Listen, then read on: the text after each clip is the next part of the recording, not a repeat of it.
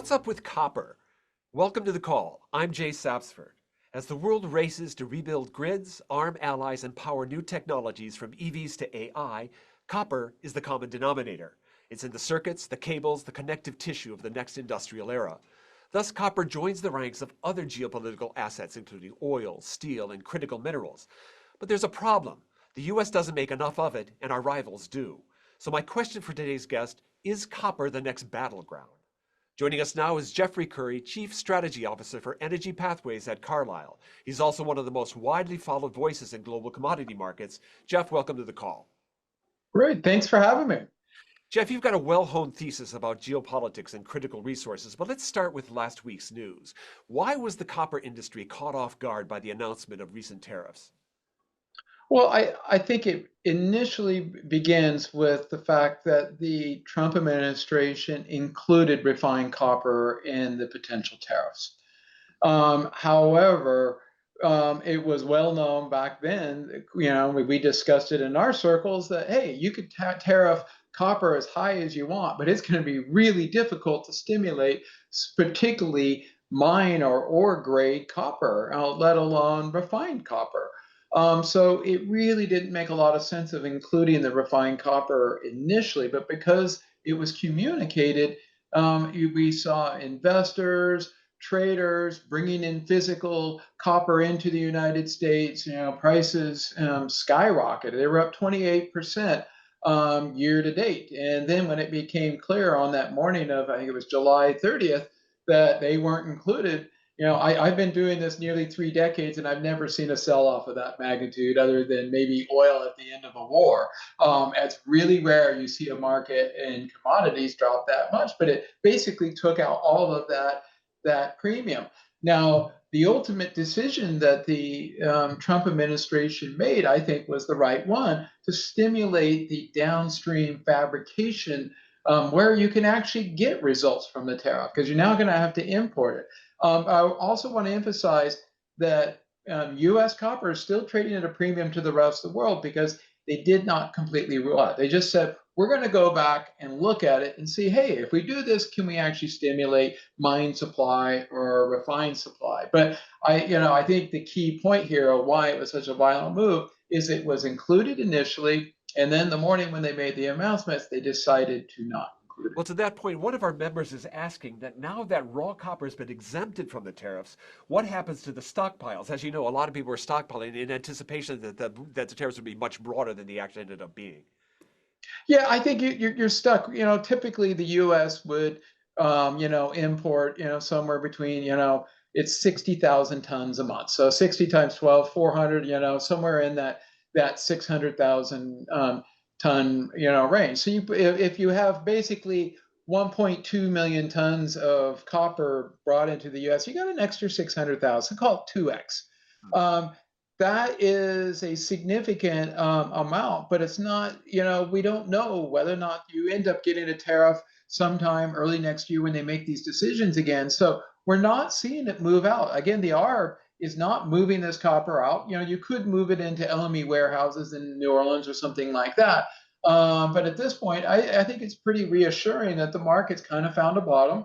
The ARB is not, pricing it out of the U.S. Now, I'm not going to say that's going to be a permanent feature, but it looks like at this point right now, it's sticking around and we'll work through those stockpiles.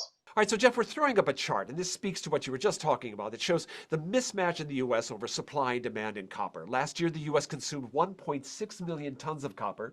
It produced copper ore to meet around 3/4 of that demand and refined only half of what it produced. Now, that's because the U.S. just has 2 smelting facilities, from what I understand, so it had to rely on foreign supply to fill those gaps. Now, this seems to be the same story across so many strategic commodities. How did we end up in this situation? Well, a lot of these decisions were made back in the 70s. Remember when the EPA was first founded, by the Nixon administration in I think it was 1970, with like the Clean Air Act amendments and the rest of them. And the one point I like to say is, and I learned this from speaking to Russian producers, the Soviet Union did the exact same thing at the exact same time. Both the United States and the Soviet Union pushed a lot of these processing activities out of their country into other parts of the world. In fact, it was if somebody was an ex-Soviet aluminum smelter producer, go, red mud is a really one thing you do not want in your country. And so a lot of this activity ended up in places like China during that time period, which is part of the reason why China has such a dominant position. But let me remind you, even the Soviet Union got rid of this stuff in the 70s. It's not stuff you want. Remember that term NIMBY, not in my backyard. So if we're going to bring this stuff back on, onshore it, it's going to be very expensive because people are not going to want the mess that are associated with the processing of these different types of critical minerals. So it was initially in the United States. It was initially in the Soviet Union. It was moved to China because these two places, and let's put, again, the Soviet Union in that list, they did not want it in their country. So to answer your question, it's going to be a very expensive process and it's going to have a lot of issues because this capacity was once in the United States and once in Russia, they got rid of it. So, it'll be very expensive to bring it back. So you mentioned this NIMBY factor and all of this. It seems like our geopolitical concerns may overwhelm the concerns over the environmental impact of these things. You've honed a compelling argument, not just for copper, but for all critical resources. I wonder if you could just please walk us through that. The when we look at the underinvestment thesis, in fact, we call it the revenge of the old economy. Mm. The returns in these sectors have been very poor. Cost, these are from environmental costs. You add them all up. There's a reason why we have not invested in. The returns are not sufficient to have brain capital in the space. And even with all this noise around the importance of critical minerals, we're still not seeing the investment.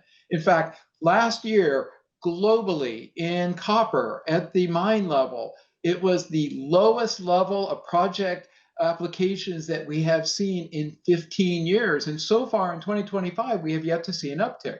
The reason why they're remaining this low is prices and returns in the space are inadequate. And the only way you're going to resolve this, why we call it the revenge of the old economy, is old economy prices are going to have to go up substantially to be able to attract capital away from the new economy, things like tech and AI, into old economy activities. And by the way, we're seeing it in US power, but we are not seeing it in the critical mineral space. So at its core, it's a national security concern here with the interest of the government in these critical minerals and critical resources help drive up the returns on some of these assets.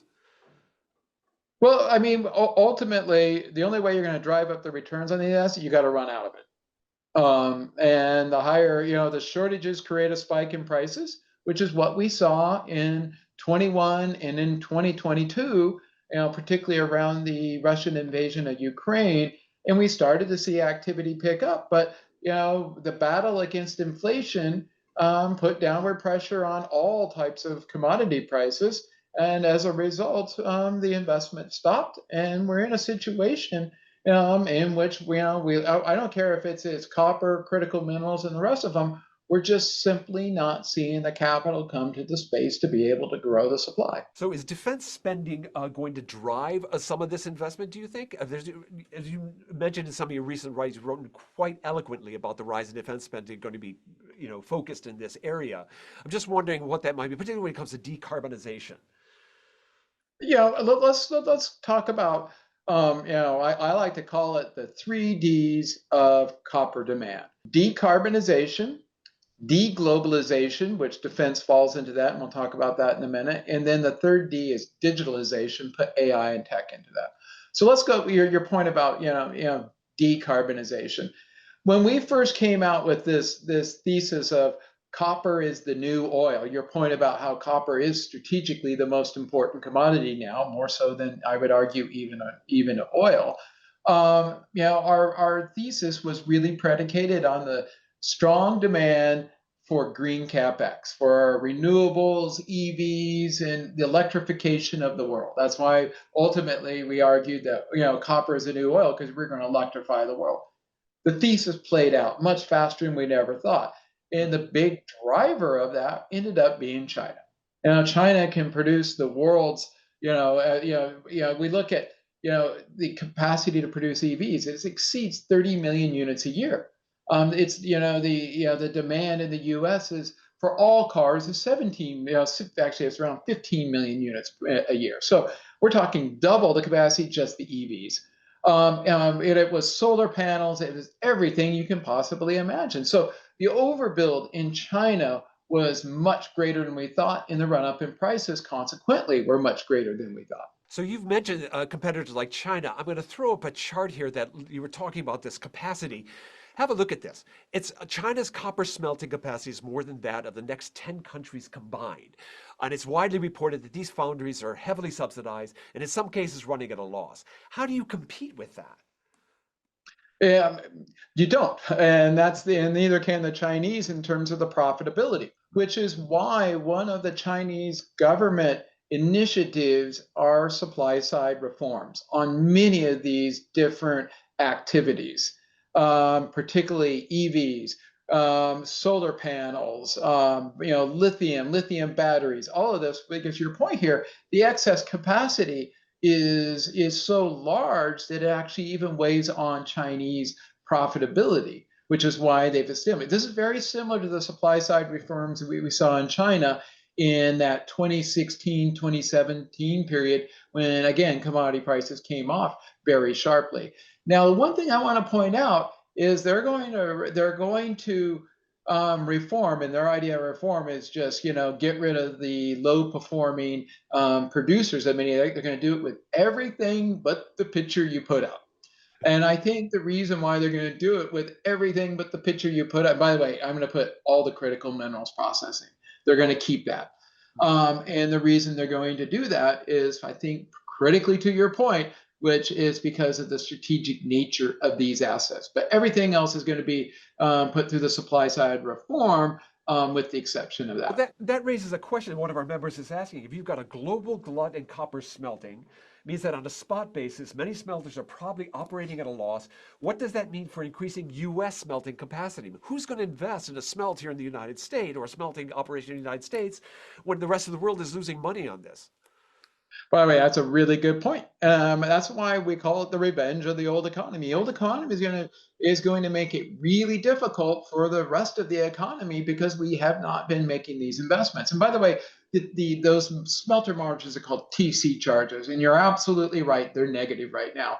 But all that matters is the mine supply. The mine supply is, the end all. In fact, I always like to say in commodities, if I want to own something, own the stuff in the ground, the copper, the oil, the gold that's in the ground, because that's what ultimately determines the end supply of this, not that. And the reason why you have the negative margins is you don't have enough mine supply and you have too much of that smelting supply. And so at this point right now, again, the only way you're going to get that, you've got to create an environment where you get the returns up in the US. Okay, well, let's go to your second D here, was deglobalization. Why don't you walk us through that, what you mean by that? When we think about the deglobalization, I like to say decarbonization was the war on climate change, and deglobalization is the war on free trade. It had a cost, and one of the costs is income inequality in places like the United States. But I think when we think about the situation with how does this create demand for copper, there's two ways. One is you have more investment in onshoring, so you have more of your own industrial activities. By the way, that could be copper demand and trying to create the smelting capacity that you're referring to. But the other one is through like military spend, as you pointed out with our idea around the new Marshall Plan was we're going to see a substantial increase in investment in defense in places like Europe. The numbers we come up with is anywhere from 4 trillion to potentially even 14 trillion, which makes this bigger than China. It makes it, bigger than so far what we've seen with AI. So the demand pull from defense or deglobalization or reshoring, industrialization. In fact, when I think about security here, there's three components to it. There's the one that you think about is like military equipment, the manufacturing of that. But you have adjacencies, infrastructure. In fact, there's a story today about that bridge that they want to build in Italy between the mainland and Sicily, calling that defense infrastructure. But this doesn't stop there. It goes into energy, power lines, all of that. All of this stuff requires an enormous amount of copper. And so I would argue this deglobalization is going to be actually, when we wrote the thesis back in 2020, I thought decarbonization was the end all to it. I would put the deglobalization now above the decarbonization. So you talked about military spend here. We noticed that the Pentagon the other day took a $400 million stake in the Mountain Pass mine. As part of that deal, they also put a floor under price going forward. Wouldn't that be a smarter way to try to attract some investment in copper in the United States when you're talking about, the role of military spending in deglobalization? Absolutely. There's lots of ways you can come up with to ensure it. In fact, I always like to say um, spot prices solve surpluses, long-term contract prices solve shortages, and that's exactly what they did in that arrangement you're talking about. Is they created the stability Yeah. needed to attract the capital to the space, and there's no other way of getting around that. In fact, the only commodity market in which we see excess supply globally in is an LNG. Think about all of those LNG terminals built in the US. How do they get built? Long-term supply contracts. So I think the structure you're proposing here is spot on and critical to be able to attract the capital. You got to make the investor going, hey, if I do this, I'm safe. Every arrangement that hits that is what you need. So let's touch on your final D here, digitalize. This is the big fish in these waters here. We're talking about dramatic increase in demand over AI and the compute requirements of our economy going forward. I wonder if you could walk us through what that's going to mean for both copper and for critical resources in general. Oh, it's because these GPUs, the graphic processing units, consume so much power. Every time you pick up your phone and you use Chat GPT, just think about all the energy you're using when you're doing that. And so the pull is dramatic. You're seeing growth in U.S. power right now. However, as I said, deglobalization is probably bigger. We think that this thing is a one-off. We're just now beginning to get into seeing the AI demand. It takes so ChatGPT was in November of 2022 when it was discovered. It takes somewhere anywhere from 18 to 36 months before you see that materialize into demand to get one of these data centers built. So we're just getting into that demand. But I want to emphasize when I say the word digitalization, it goes back to the 1980s. Before AI, we had crypto miners. Before crypto miners, you had cloud computing. Then you have web data. It just keeps going back and back and back. So it's not a new theme. It's just getting so large that it's becoming very dominant and a big driver of electricity demand, grid demand, and obviously copper demand. But I definitely, as you would say, if you would have asked me 6 months ago, I said that, like what you said, the big kahuna is digitalization. Right now, with the numbers that Europe is proposing out of NATO, with potentially 5% of GDP spend, I would probably edge the deglobalization and military spend above the digitalization one. But bottom line, all three of these, and decarbonization is not going away. And places like China and Europe, are pushing forward. And the way I could think about it is taking a breather right now. Copper is. But with the supply side reforms going on in China, you get inflationary pressures back at the industrial level. Even that decarbonization demand in places like China is going to be back. All right, well, amid all of that cacophony, we're still looking to build resilience here. And are tariffs the way to get there? As a wrap up, what would you tell Washington policymakers to help us achieve self sufficiency, not only in copper, but in all of these crucial commodities? It goes back to that point. Long-term contracts solve shortages. You've got to create stability for that investor. Where it's like in power, we have the PPAs, the producer power agreements, and they're there to stimulate the investment. In fact, those long-term contracts created a huge surge in renewable production capacity all over the United States. Whether if it was solar or wind, if you want to get the investment in copper mines, you got to come up with that same type of protection. So an investor gives you billions of dollars to go and build that copper mine or that smelter. They know that their investment is relatively safe, particularly given the volatility in copper prices that we've seen this year, up 28%, down 20% in one day. They don't like that kind of volatility. They want security of their investment and know that that return is going to be there.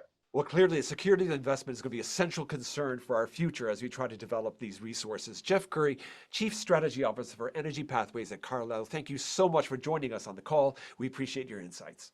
Great. Thank you for having me. It was a pleasure. All right, our audience has gotten their shot of informational espresso and is ready to tackle the day. Missed a live episode? Catch the replay on our website, LinkedIn, or on YouTube. You can also listen to the call's podcast edition on Apple, Spotify, or wherever you get your podcasts.